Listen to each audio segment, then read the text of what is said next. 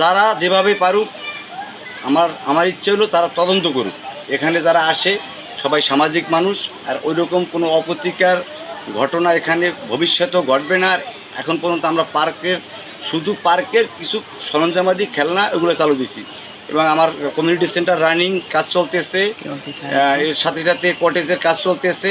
কাজ শেষ হইলে আমরা উদ্বোধন করার সময় অন্তত 7 লাখ সবাই থাকবে, ওই দিন আমরা ওপেন করে দেব, যাতে সবাই এসে দেখতে পারে কী ধরনের পরিচালনা বা কী ধরনের কার্যক্রম আমাদের এখানে আছে বা কী ধরনের খেলনাপাতি আছে সেগুলোর বিষয় সবাইকে অবগত। আর যারা এই মিথ্যা এই রটনা করছে তাদেরকেও ধন্যবাদ দেই, কারণ কি আমার শত্রু না থাকলে আমি এখানে ভালো কাজ হয়তো করতে পারবো না।